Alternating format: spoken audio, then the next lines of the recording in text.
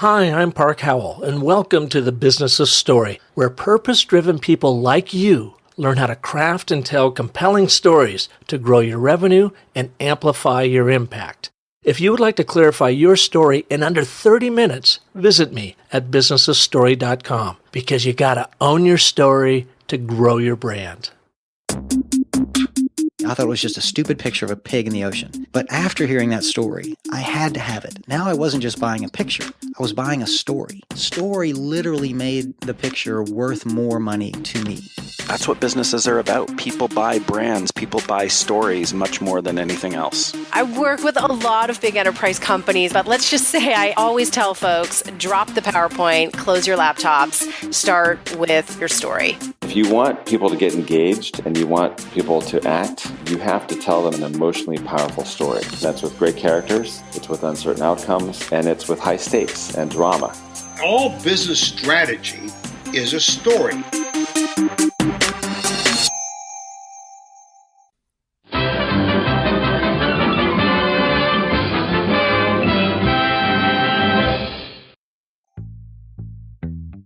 Boy, does that great big orchestral opening to Looney Tunes take me back to when I was, well, a boy. It is one of the first examples for me of iconic sonic branding. Today we are immersed in cleverly crafted sound that subconsciously coaxes us into brand stories. So much so that I asked our youngest son, Cade, a DJ and composer, to create a track for my opening based on the ubiquitous audio instances that have become the soundtracks to our lives.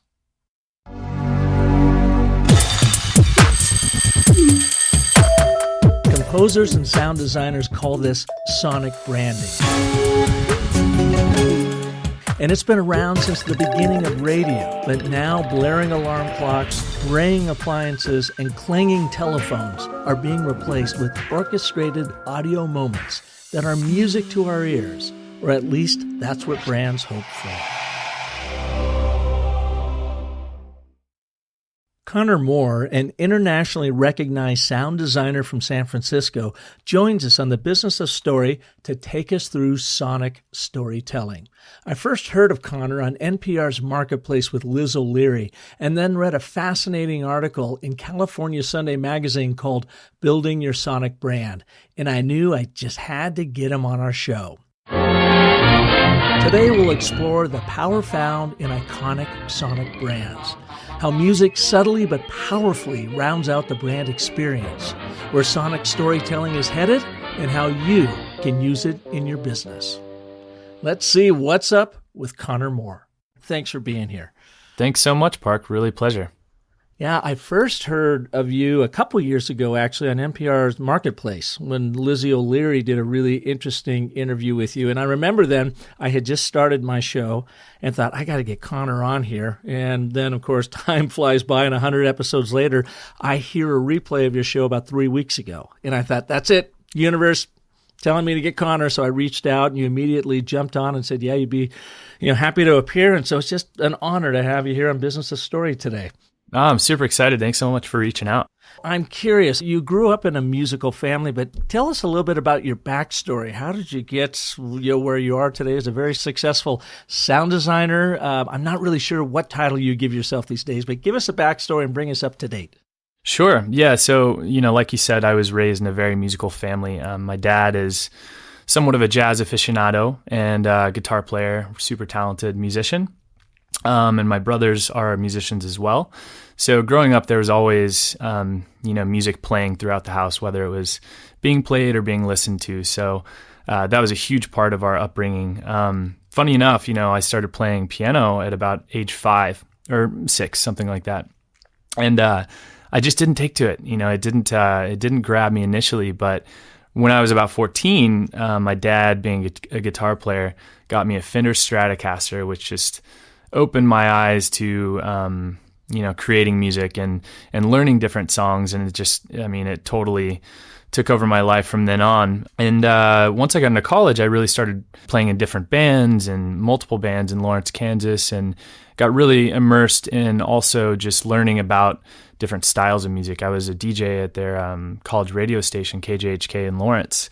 and was really surrounded with a ton of brilliant musical minds that were just exposing me constantly to different types of music from around the world and different eras as well.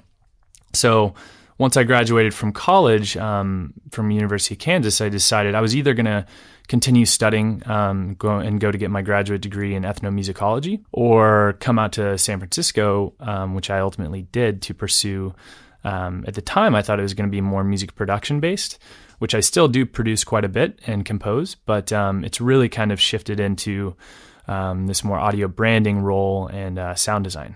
Well, and back at your days at University of Kansas, you studied both anthropology and ethnomusicology versus just being a performance major and working on your chops. Tell us about how did those two studies come together to help inform what you do today? Yeah, at the very core of it, I love music history, just the history of music and how it's kind of built up to where we are today.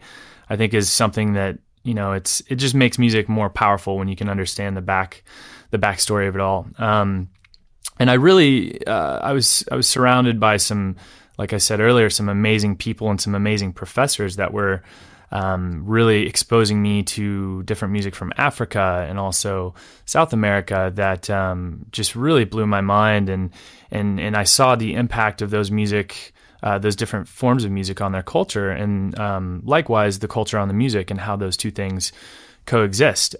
So it really affected the way I think about sound and music today, especially working with brands and products, because this is kind of it's a give and take. It's a conversation, just like music and culture is. Sound and culture and music and culture and the technological space is as well, because it's affecting our lives at every turn. These different new innovations are shaping the way that we interact with the world, and sound is a big component of that. Well, and take us, if you would, from your experience anyways in your studies, of sort of the history of music and branding, advertising and marketing. I mean, it feels like it kind of went from the jingle into maybe more scores around TV spots and that kind of thing. And then today what you're hearing are these little sound bites, for lack of a better term, or these little sonic brand moments that are being created all around us. Yeah, originally, I think it was primarily built out of radio spots. They were kind of these catchy jingles that people were using at the time that were super effective at the time. But, nowadays they're kind of jingles are looked at kind of as a cheesy kind of negative connotation. But, now I think sound designers and composers are looking at this in a more subtle way, especially as, these things are coming into products. All the sound is around us constantly, so we have to be very conscious of really not overdoing it and being selective and tasteful in how we go about crafting these sounds. Whether it's music or sound design, it's super important that we're crafting the story in a very subtle way, but also a functional way, and also continue to tell the story. So not stripping it back too much, but just being conscious of not overdoing it. I think jingles were pushing that line at the time, and they kind of ran their time, which we've seen. You don't hear much jingles these days. Mm-hmm. Yeah. Well, had you always set out to start a company to do sound design like you're doing now, or how did you perfect your chops to start your business? And I think I read you started CMoore Sound in 2008, so right at the heart of the Great Recession. Why not start a sound studio, right? Exactly. Yeah, I whenever I graduated, I went to a school out here called Pure Mind, and once I graduated from there, it's a 1-year program. My options, I felt like, were kind of to go in the studio, into commercial studio, and do recording or voiceover recording or something like that. And the entrepreneurial spirit, I think, runs pretty deep in my family.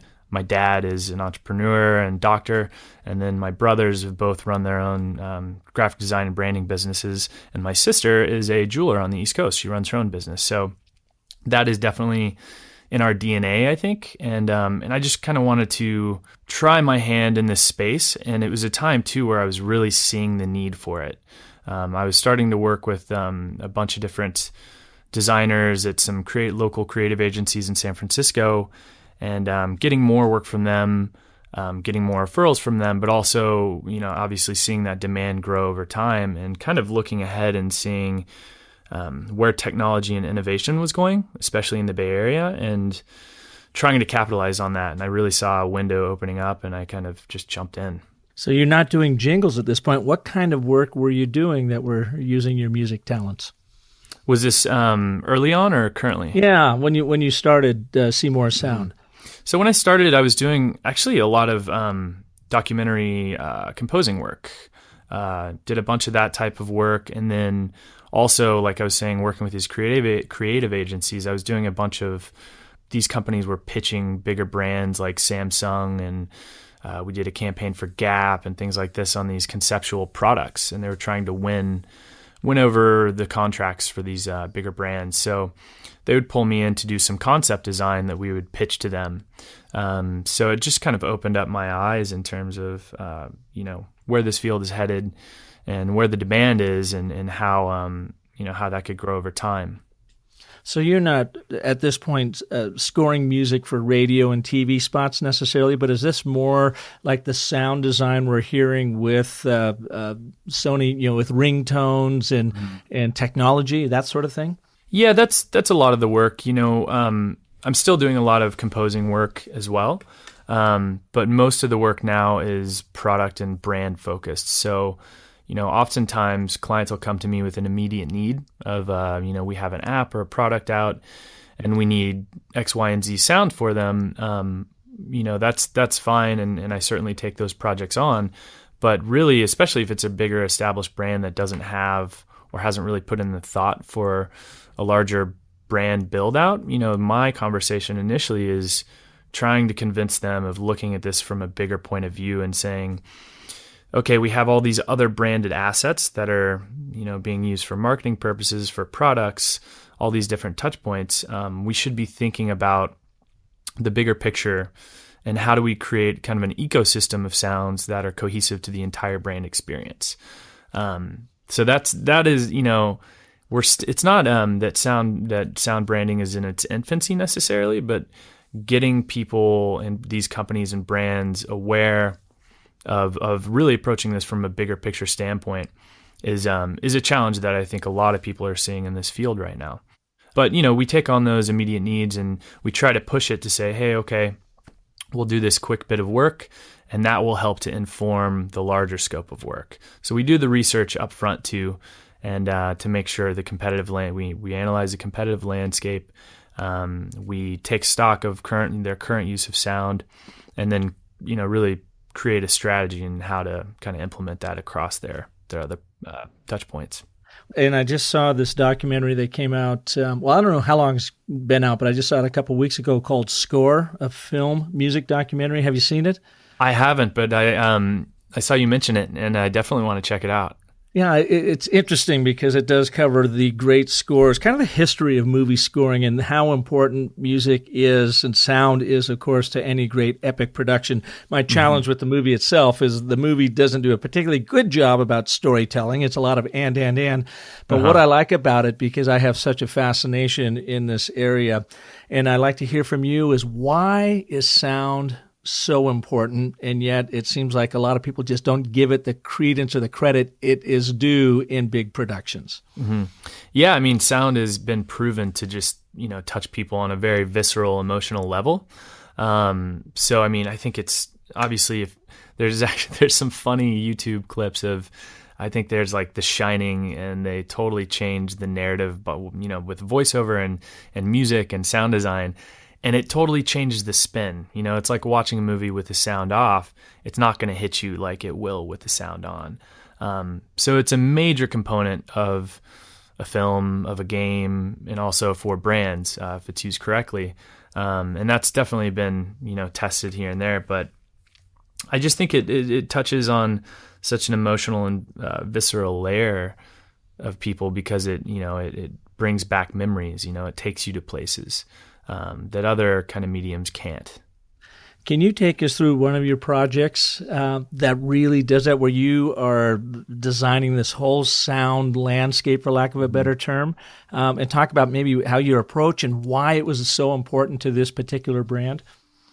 Yeah, so one of the projects that I worked on for really, I think it's been the last 3 years, There's a company out of San Francisco called Hello, and their product is called Sense. It's a smart alarm clock, kind of a glowing orb that sits on your bedside table, and it's got an app component that measures essentially how you're sleeping, and it, the goals are that it can measure light and humidity levels and things that are affecting your sleep, and it further helps you to craft a better night's sleep for yourself. So I love the mission. Sleep is super important.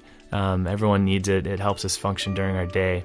And I saw it as a great opportunity too to kind of reinvent the alarm, because traditionally alarms are really jarring and annoying and obnoxious for people. Certainly some people need to be woken up with a heavy hand, but I saw this as an opportunity to craft something more beautiful, more subtle. The ringtone, or I'm sorry, the alarms that we created they develop over time. They're much more dynamic and use a layered system that they're about a minute long a piece, and they gradually rise over time to where it's not just an immediate kind of shocking wake up for people. Yeah, so you're rethinking the utilitarian approach to alarms, which, first was with the bell clanging. Right. I know there's some alarms that actually jump off have you seen this, jump off your bedside table and run across the room that make you get out of bed to go and track this thing down? Yeah.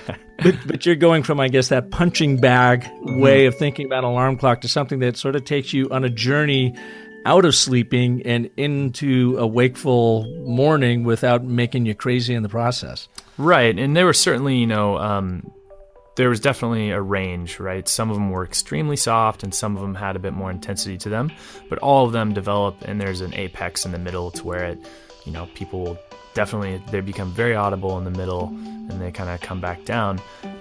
But when you look at this product, and it was a big part of their brand, is the focus on the industrial design and the beautiful visual design of their product and app experience. So we wanted to really support that through the audio side. So really proud of that work, and just wanted to kind of reinvent that concept, and it had some great reviews. So when you sit down to compose and craft an alarm tone, I guess, if you will, for lack of a better term, that'll put it in context anyways, but you're really delivering a small little subtle symphony in some respects, on your bedside table. What goes through your mind? How do you approach that particular project? Are you thinking like a storyteller? Are you trying to put yourself in the mind of the sleeper and how you would like to be, brought awake? Or how do you go about that? Yeah, for sure. So, first things first, we work directly with the brand itself and provide a brand questionnaire or survey that kind of gets to the musical side of their brand. And then we also do competitive research and see what else is in the marketplace and what their sonic profile is, because we definitely want to distinguish whatever project it is from the other brands out there. But it is super important, I think, to look at these things, especially in terms of products, thinking about them in the in-case user scenario.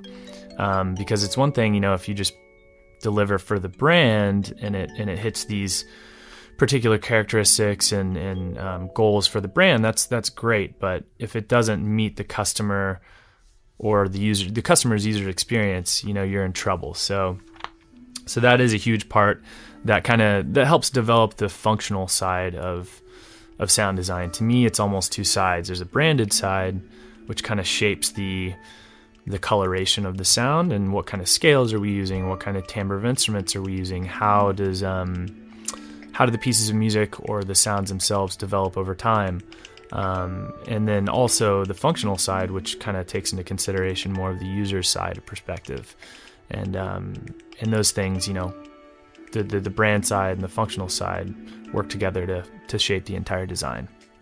And I would think that music scoring and sound design, sonic design can be esoteric to clients. It's not like something they do every day. A lot of clients sit down and they write, and so they can give you input on writing. And a lot of them are good designers and artists in their own right, or maybe they did, as kids, and they have a sense for design.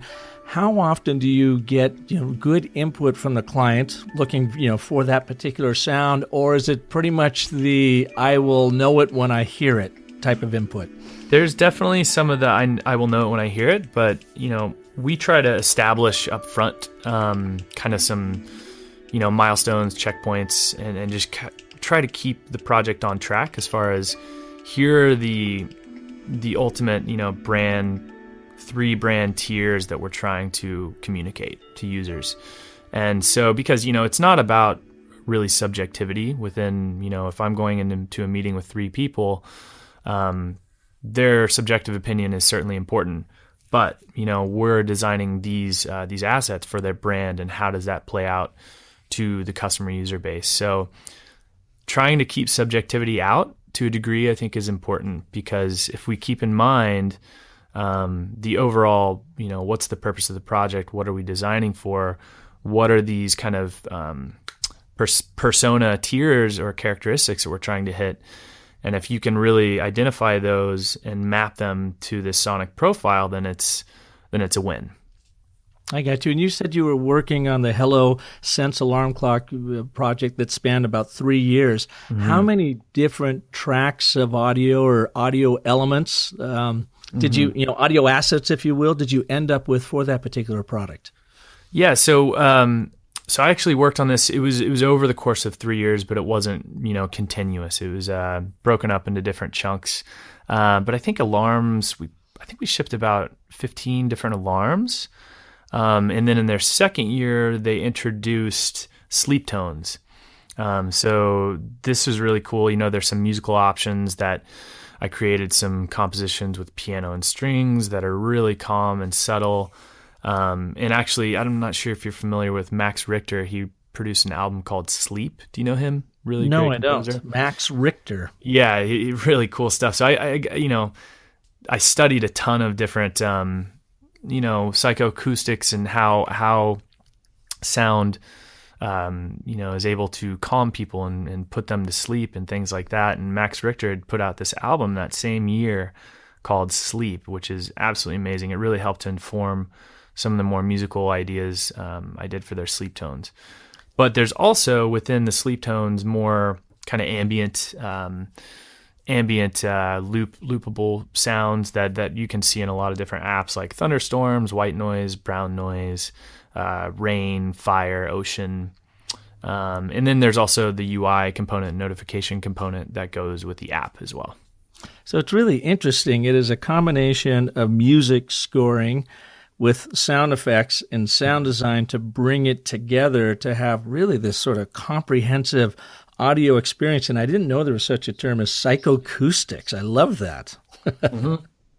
Yeah, absolutely. That's just it, and working with a brand and a product like this, it's super important to have that cohesion, because there are different parts of the product experience that need to work well together. They need to harmonize together, and even the more musical side of things, of these different assets, they're using certain different timbre of instruments that trickle down into the UI and notification system as well. So the notifications in UI have a similar feel and create the same feel throughout the entire experience. Mm-hmm. The other day I was doing one of my story cycle presentations. They're workshops, and they can be half day, full day, 2 days, whatever. In this particular case, I was only supposed to speak for 90 minutes, but the other speaker didn't show up. And so they said, "Can you stretch for 3 hours?" Which I said, wow. Certainly. It was great. No, because I've got enough content, and I really get people in the audience working through their story. And I take them through this 10-step process where they are either writing their personal brand story or a professional brand story, whatever they want to be doing. And I was up there, Connor, and I was on stage, and I give them 90 seconds between. So I set up, okay, your backstory, where you been, where you now, where you're going. You've got 90 seconds. Just capture your thoughts. I'm more interested in what your gut thinks than your head at this point. So we're going to roll through this fairly quickly.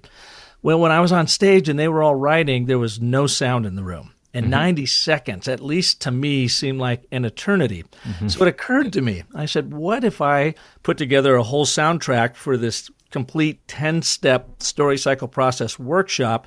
And instead of me calling out 30 seconds left, until we move on, I just let the track play out. And so we went on Audio Jungle, my son and I. My son is a DJ and aspiring music professional. Oh, cool. And I just said, hey, man, I need to score this thing. I don't have any money, so let's go on to Audio Jungle. And I want music that sounds like backstory, and then introduce the hero. So we need a little bit of heroic music underneath it, and every way through, he found music that would be suitable for that particular chapter. Nice. And hopefully we could weave it together like a soundtrack. And he edited it, cleaned it up a little bit here and there. And I went in a week later. I had another workshop, and the very first time I was in Chicago, and I rolled this out, and I said, okay, we're going to do your story. And I, fired up, here's your backstory, go. And I turned that music track on, and I had the audio guy in the background. I said, just pay attention to the room. I don't want it too loud. I just want it to be really ambient, like they're, in a movie themselves as they're writing it, and this music is swirling around their head. And I got to tell you, Connor, as basic and simple as it was, nothing to the tune that you guys, how you create, it worked marvelously. That's awesome. Felt like the whole workshop went, on this journey, and at the end of it, you have this big sort of heroic, let's move on to the next journey type soundtrack that wraps the whole thing up. And I got a tweet later on that day about a lady who was in the workshop and said, marvelous workshop, loved it. I need to write now to a soundtrack for everything else I do. So nice. It connected with her anyways, and I just thought that was fun. I always have to have a soundtrack when I'm writing from here on out. That's great. To me, and it kind of goes back to a note that I saw that you had in one of your articles about how you write, you score and compose below the surface of thought, trying to create things that are below the surface of thought. Can you expand on that a little bit for us? Sure, yeah, and this comes back to music or sound being used as almost a background or like subliminal, kind of experience, which I think is important because sound is such a subjective medium. We're exposed to music from a very young age, and we develop these opinions on how things should be and how they should sound. So sound designers and composers have to be very, very aware of this and compose with that in mind. So yeah, I think it's super important to be able to do it in subtle ways. And really that comes down to also how, especially with products, how the sound is implemented. And making sure there's not too much. A lot of times clients come to me and they have a particular product, or I'm working on a bigger brand build out, and they have all these different touch points they want to add sound to, or different parts in the product experience that they want to add sound to. And a big part of what I think I'm really good at, maybe in comparison to other people, is pulling things back and saying, okay, that's great, it's good to be excited about it, but like let's rein it in and make sure we're placing sound in the right places, because then it's effective. Then it can really be effective and push a story or push people to feel motivated, like your use there. I mean, that's a great use of music to push the motivation factor for your workshops. I think that's really cool.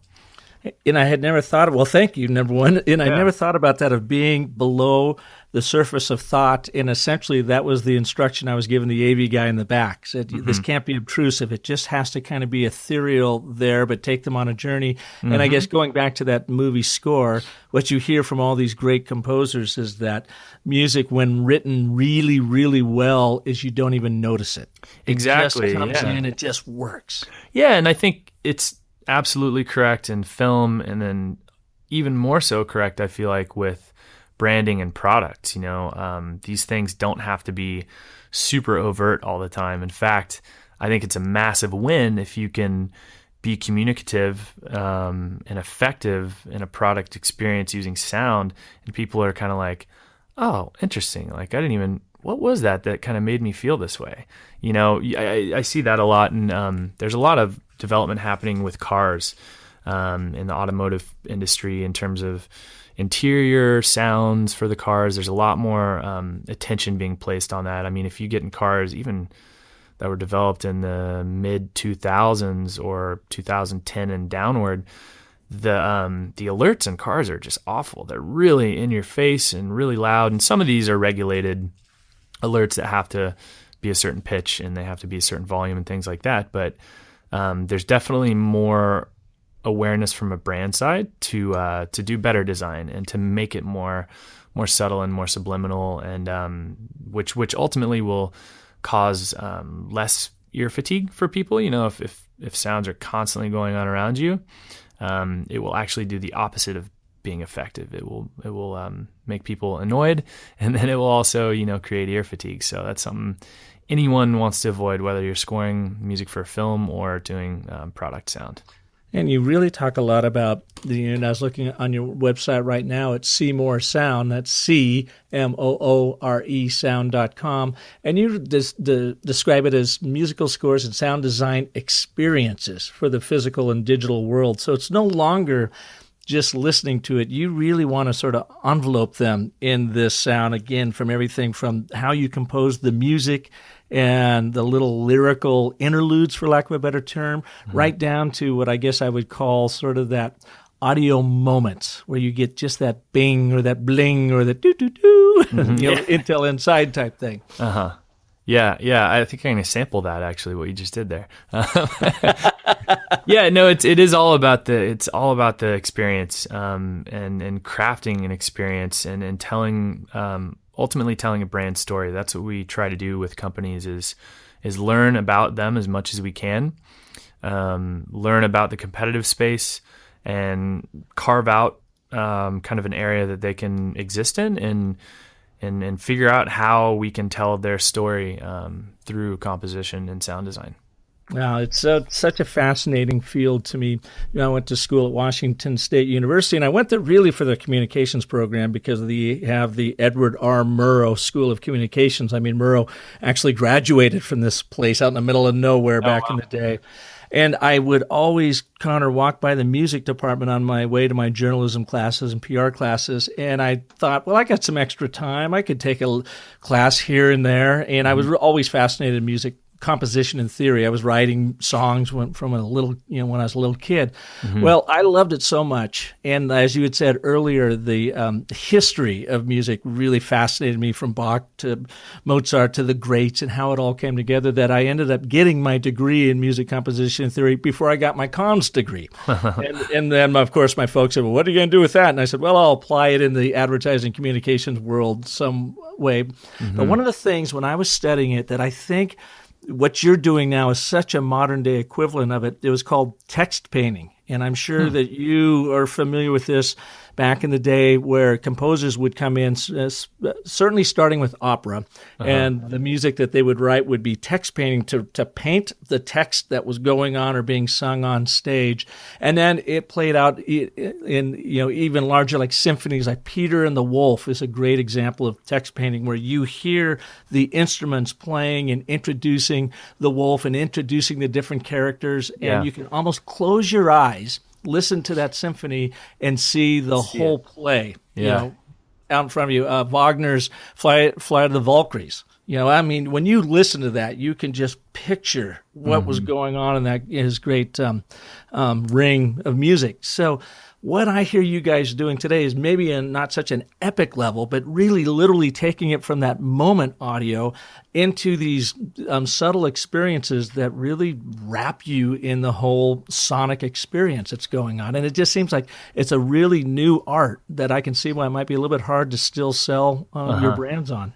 Yeah, it's new. I mean, newish. Especially it's. I guess I wouldn't say that it's new. It's just it's adapting over time and growing in demand. I think, especially as we're seeing, all this new innovation happening with technology. But yeah, it's having that experience. That's what's amazing about sound. When we were talking about the emotional connection and the more visceral side of sound, is you can close your eyes and you can listen to something and it will still impact you. It will still have an emotional pull, which is really amazing. I mean, it's one of the only, tools out there, I think, that can really grab people from that emotional of a level and craft a visual experience, which is amazing to be able to do with brands and products because it's a very effective way for them to communicate. Mm-hmm. And when you are composing too, much like going back to the Peter and the Wolf example, do you find little musical themes, that little 3-note theme that you use and repeat over and over again, or you might invert it, or you do something like, a composer would to keep you kind of coming back and sharing that theme with your listener or user in different ways? Well, yeah, so it's actually, I'm working on a project now. I can't be specific about what it is or the brand, but a lot of times, if it's a bigger brand build out, what we do is we start with kind of a brand theme or an anthem. And this is a musical piece that we kind of use as the guiding light for the entire, all the layers that we use for product UI and the sonic ID and the style of composition. So starting with this kind of brand theme for this particular company I'm working with now, we've taken their sonic ID and placed it within that brand theme. So the sonic ID can live on its own. They use that for marketing, and then also it's in the brand theme. But we've taken this 5-note melodic sequence and we've pulled it into, I'm trying to figure out how ways to say this without being too specific about the product or brand. In this industry, it's very, there's a lot of NDAs happening, so we have to be careful about what we talk about. But seeing this kind of sonic ID more from the sonic ID itself, how it works in the musical domain, and then pulling that into the brand or the product experience, and using it in unique ways for things like notifications. So you see that a lot, and it's really, really cool to see. It's an opportunity to keep pulling people back to say, oh, I totally know what that is. That's the tone from, whatever brand or product it is. So we're doing that now with one particular brand, but it's a repetition of this particular sonic ID and theme throughout, these multiple touch points within the brand. And how do you define sonic ID separate from a theme? So the brand theme is more of a long-form musical piece. I mean, it can be truly, truly long-form. This one in particular is about a minute long, so it's a little bit shorter. Whereas Sonic ID is typically kind of we usually do a longer form Sonic ID and then a shorter form, but the shorter form is what you typically see at the end of something like an advertisement. Or like a Intel Inside. Right. Kind of thing. That little... Totally. Or Apple boot up type tone, or the HBO, or the Nokia ringtone. That's longer. But that's a bit unique because it's a bit longer. But yeah, the difference is, usually a Sonic ID is a melody, that's 3 to 10 notes, whereas a theme is a longer form musical piece.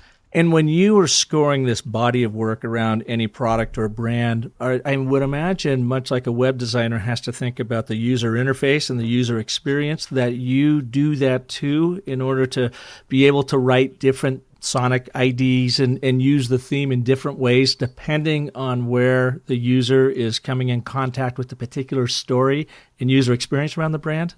Yeah, absolutely. But typically I'm thinking about it, in their own world. So the brand theme is the more musical representation. Sonic ID is also musical, but it's shortened. And then the UI and notification systems are all informed by those two pieces, but they're usually more pulled back, a little drier, probably not as colorful. It's all dependent kind of on what that product is and how it, who's touching base with it. Is it a B2B experience? So all these things come into play and how these things trickle down into the product experience, but they're all informed by the brand theme and the Sonic IDs.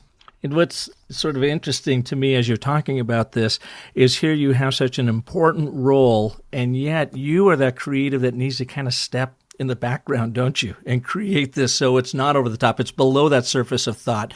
You're not the big visual designer and you've got spectacular visuals going on. You're that person that's bringing in that audio that some say actually our most important sense is our sense of hearing. It's what helps us connect. And yet you've got to be kind of the quietest guy in the room. Yeah, it's the secret kind of spice, that's added in there that, like we talked about earlier too. It's that kind of under, that subliminal layer, ideally, that people sometimes don't recognize as being so overt. It's something that just happens to be there that makes you step back and say, oh, wow, that's cool. Like what specifically is that is drawing me deeper into this experience? That to me, if you can capitalize on that, and not, become annoying with the use of sound, which is a big part of the entire process, that's a win to me. Yeah. Did you ever, I was a big Malcolm in the Middle fan when my kids were growing up, and I was the dad, would sit alongside of them and just laugh my ass off. And they've got one scene in there where Francis's roommate has this little like Moog keyboard, and he would write and he would play the soundtrack to that scene as it's happening, just to get under Francis's skin. I don't know if you've ever seen it, but I didn't know. Absolutely a brilliant episode of this going down. And the guy was just trying to drive Francis crazy, so he would walk into the room and he would play like light footsteps walking in, but a song hilarious. To that. And then Francis would get upset and yell, and he would play something big and boisterous. It awesome. was just, it was really, really well done. But it underscored to me, too, and I see this in the weirdest place. My Chevron gas station right across the parking lot from my office here, is connected to Safeway. So we've got our Safeway value card, and we punch in our phone number. And if when you go to fill up, you pull out the handle and you push your premium and whatever, you plug it in. It says you have a Safeway card. Yes. And then it says, okay, put in your number to get your bonus points. Well, when you type in your number on that interface at the gas pump, there is no sound. Oh. And it was really disconcerting when I first did it, because I'm like, is it going in? And so I would have to visually watch the numbers go in, because there was no sound prompt telling me that was actually working. And that's when it kind of hit me like, wow, I mean, sound is everywhere. And here I was really reliant on that sound to let me know I'm pushing these things, the numbers in, and they were actually connecting. Without that sound, it became so frustrating and so cumbersome that even today when I go over there, I got to plug it in without any sound prompts.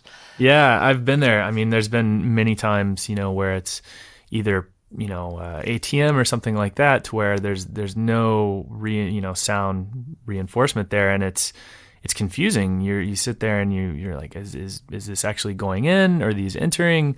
So it's very important, from a functional standpoint. I mean, there's a ton of development happening now as well with payment systems, because the chip reader, I'm sure you're familiar with the loud beep, super obnoxious loud to get you to remove your card. Verifone, who is the largest company for chip readers and POS systems, they have redeveloped some of those tones. So they've actually redesigned, I think, 5 or 6 tones for that, to kind of soften that experience, because that is something that has become, people are very vocal about that being an intrusive experience. So there's more development happening there, because a lot, like you're saying, with the entering your numbers there, you need that sound reinforcement just to know that things are going into the system. But there's also design coming around that to make it more subtle and more not as in your face. So, which is a good thing, people are starting to see this everywhere from the automotive industry to the payment industry to the lift truck industry. So it's not just tech companies either. There's a ton of development as far as branded sound and also functional sound happening right now. Well, and I imagine they're paying a lot more attention to it, because say you're on the metro and you're cruising into town and you hear that ringtone for an iPhone, your brain automatically knows it's the Apple brand going off. And if you hear it on Android or Samsung, it's a whole different sound, but they're all sort of competing for that mind share, even subliminally in your brain, of just that audio connection. Yeah, absolutely. I mean, it's a really interesting place we're at now, with things like cell phones and this new technology that 10 years ago wasn't around. It's a great way for brands to communicate with people out in the world. Apple's done a really fantastic job with that, in terms of creating that default ringtone that was super catchy. And there's been people that have done really interesting spins on YouTube of building those out into more musical pieces, and it's kind of become a a cultural artifact, which is extremely helpful for their brand. I'm sure they're very happy about the work there. Can you take us through one other project that you're proud of over at CMoore Sound, where you really got an opportunity to tell a story and how you pulled together everything from, I guess, the music composition to the sound design to create that sonic experience? Sure. So I got a chance to work with TED. It was a big collaboration, actually, for TED Conference in 2015. And this was done, I got pulled in from the Google Creative Labs. I do a lot of work with them. And there was two artists, one being Aaron Koblin and then Janet Eckelman. Janet Eckelman does these amazing kind of netted sculptures, actually. If you go through, I'm not sure if they're there still, but she did have a bunch in SFO Airport. But this was on a major, massive scale. And it was to be held in the Vancouver, kind of like in the Bay in Vancouver. Right where the TED conference was being held. And it was called Unnumbered Sparks. And it was a really cool collaboration between Aaron Koblin, Google, and her. And it was this massive sculpture, netted sculpture that kind of looked like it was floating in the sky there. And all these different, Aaron Koblin was in charge of developing these kind of data visual mapping of people that would come to interact with this sculpture. So as people would come in, they would get a login, and that would create a little dot for them that would go up and be projected onto this netting sculpture. And there's all these different colorations and lights happening. And as more people came, the sculpture became more colorful and dramatic over time. And at one point, I actually went to go visit, and there was probably about 5,000 people out playing with this. So it was a really cool visual experience. And I created the soundscape for that. I actually hired and worked alongside a really talented sound designer and composer, Joel St. Julian, who's a colleague of mine. And we both worked together to create this kind of ambient sound bed that would be constant and running throughout. And that was inspired by wind, because it was in this open air, kind of bay right off the water. So we developed these concepts around wind and water, and then innovation as well. So it was kind of a very organic, swirling, never-ending loop of an ambient tone that was happening. And this is all played on these, I think there was about 4 to 5 speakers that surrounded the sculpture itself. And then as people were projecting onto this sculpture, they each got a ping that was designed within the same scale of each other. So there was, I can't remember what key and all the details on how what key we composed it in, but they were all harmonious with one another. So all these different, from a 2-note octave, these people got essentially one of the intervals, between this 2-note octave that went up onto this sculpture. So as it happened, there was like all these different swells and pings happening, and then the ambient bed underneath. So it was a really, really cool visual and sound interaction that was, I'll never forget it. It was absolutely incredible. So was it like these people were actually playing this artwork? Like they would cast something up, and that would trigger a sound that would play over top of this ambient sonic bed that you created. Exactly. And it was kind of, as people joined in, it became, because everyone got an individual note or interval that was based in the scale, it became this randomized melodic pattern that would happen, with these different pings being broadcast up onto this netting sculpture. So it was a totally improvised musical experience that was really, really neat. Yeah, so you not only composed the musical experience, you actually, with your team there, created an instrument these folks could play. Yeah, exactly. Yeah, it was really cool. And I mean, there was that, this underlying texture and bed that kind of grounded the entire experience that was constant. So it was cool. You could see it was like a breathing, living thing, because as people would go away, this thing would still exist, and it would have this kind of aura of sound happening, and the lights would still be there. But as more people came, it became more dramatic, and these swells came in and different textures, and then, the different pings and the notes that came in became more musical. So it was really neat. Well, there must be a video on this somewhere, and we'll track that down and make sure we put it into the show notes. Yeah, absolutely. Yeah, that's great. Finally, where could some of our listeners hear some of your work in action right now, whether it's in a branded content and a campaign or maybe it's a product? Where would they find you? Well, Hello Sense is out on the market still. That's the product we talked about, the sleep tracker. Yeah, right. That is out there. I'm actually currently working on a product called Curry. It's a companion robot. And this is a really cool product that should be able to go into people's homes in the next, I think, 3 months. You're literally bringing the voice to Curry, it sounds like. Indeed, I am. It's not literally using the voice, but it's informed by the voice. But a very cool musical experience there, too. Oh, great. And again, how can they learn more about you? Well, you could go to my website, www.CMooreSound.com, and that's the letter C, MOORESOUND.com. And finally, do you have any storytelling tips for our listeners from a musician, composer, sound designer standpoint?